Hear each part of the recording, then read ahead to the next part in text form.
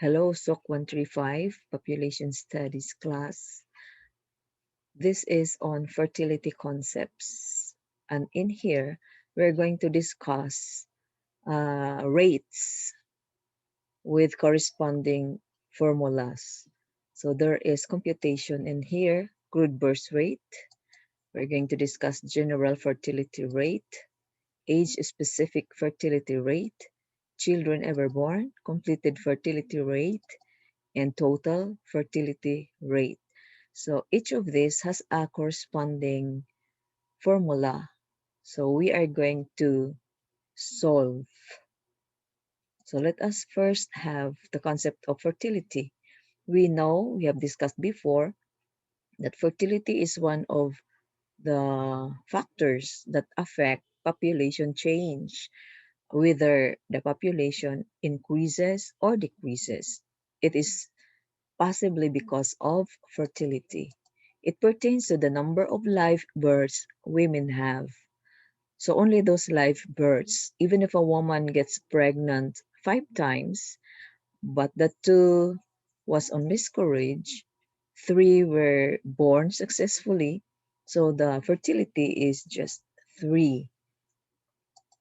Now, for fecundity, this is another concept that is not the same with fertility because this pertains to the physiological capability of women to reproduce. How healthy is a woman's reproductive system? How fecund she is? Social, cultural, environmental, economic, and health factors affect the factors that affect fertility. So this is a truly complex situation. So there are factors that affect fertility. But before those factors affect fertility, there are still other factors affecting those factors. We may be able to discuss this in this module or in the next module. So let us have first now the birth rate, or it's called also crude birth rate. It indicates the number of live births per 1,000 population in a given year. Remember, per 1,000 population. Most annual rates, including CBR, relate demographic events to the population at mid-year or July 1, the average population at risk of the event occurring during the year. So we are going to compute, right? And we are going to include only up to July 1 data available. The formula is this. CBR or crude birth rate is equals to the number of births over total mid-year population times 1,000. So that is just how simple the formula is. So an example of the computation. So this is the formula.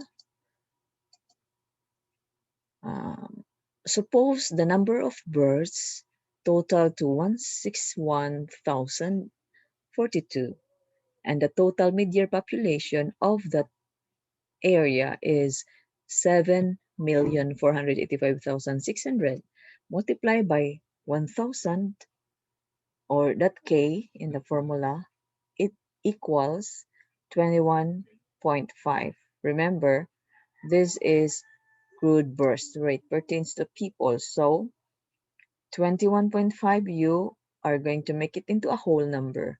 There were 22 births per 1,000 population in Israel in 2009. So this particular July 1 mid-year population is of Israel in year 2009. Okay. In Niger, in 2010, there were 52 per 1,000. So that is so far from 22, right? That's very high rate.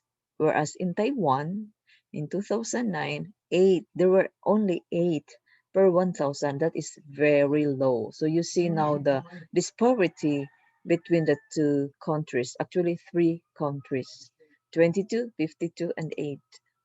Births are only one component of population change. Growth rate includes all components of change. So that is how the two concepts differ. General fertility rate, or GFR, refers to the number of live births per 1,000 women ages 15 to 49 in a given year. So what's the difference between the previous, uh, the crude birth rate, and this general fertility rate? That includes all women ever uh, delivered a baby. This one, only women ages 15 to 49. That's the reproductive age.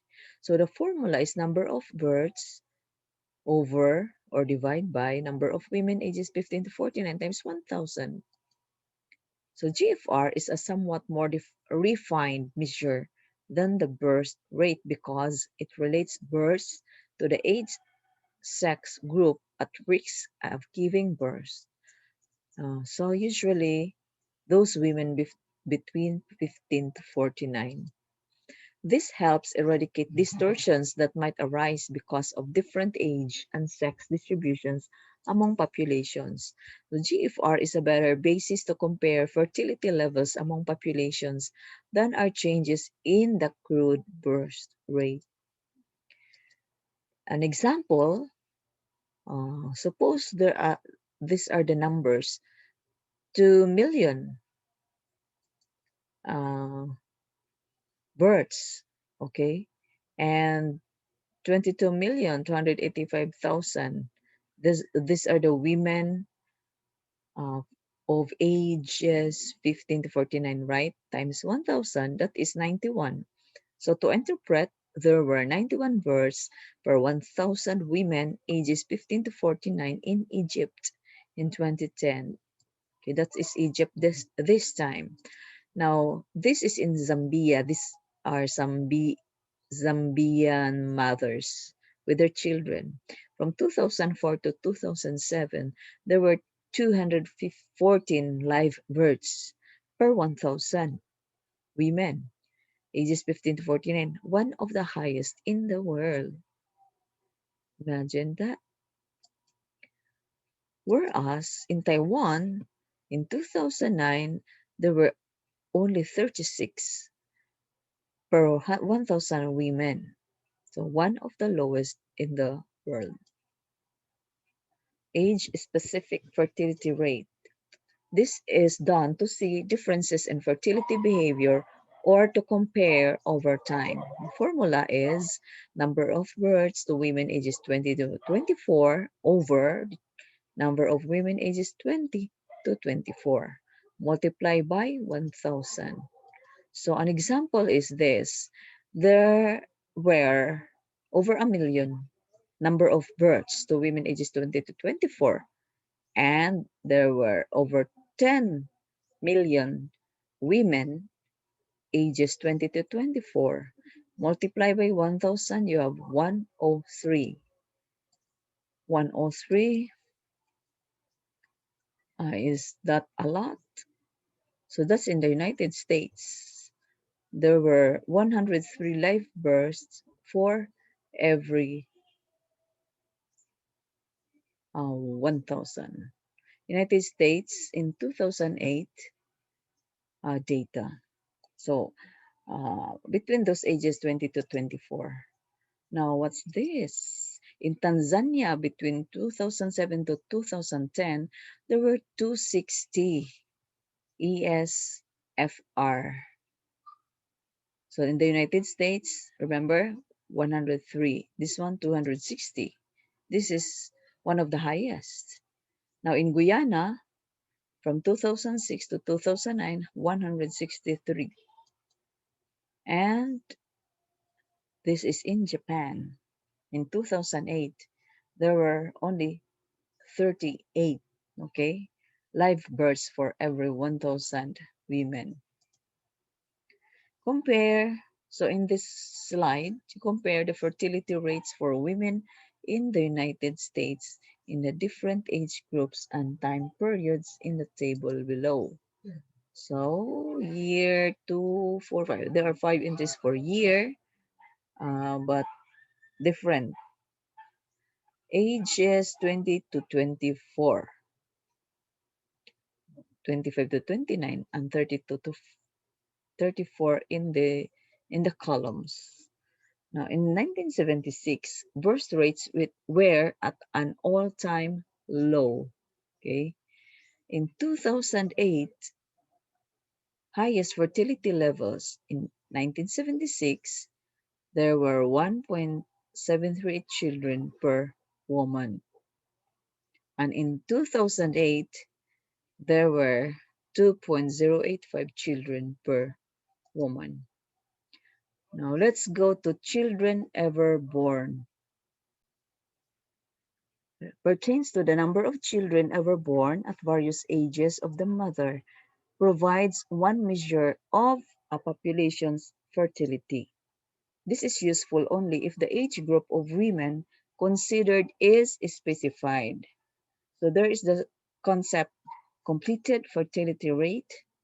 This is when this measure is calculated for women ages 45 to 49. By these ages, it is assumed that the woman, uh, since the reproductive organs have already matured, then there may be, and very near to menopause, this could be the years of completed fertility rate. So CFR shows how many children at a certain age cohort, 45 to 49, of women who have completed childbearing actually produce during their childbearing years. Example of CFRs in Niger in 2006, CEB, or children ever born to women ages 45 to 49, is an average of 7.8, whereas in Ukraine in 2007, the children ever born to women ages 45 to 49 is only 1.8 on average. So you see the big difference between the two. Now let's go to total fertility rate, the average number of children that would be born to a woman by the time she ended childbearing. This is one of the most useful indicators of fertility, and the counts is on how many children women are currently having. Now, TFR somehow sums up in a single number the fertility of all women at a given point in time. So let us have this calculation. Okay, age of women. So this is the breakdown of the ages of women 15 to 49. So 2, 4, 6, 7. So in 7 age ranges, number of women, number of births, and in age specific rate, you're just going to divide number of births with the number of women here. So this is these are the results.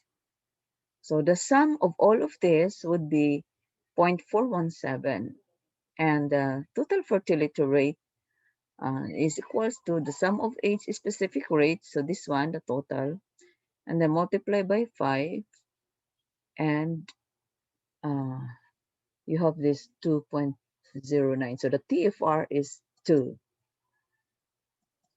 In the USA, the TFR in 2008 is equal to 2.09 births per woman, or 2,090 births per 1,000 women.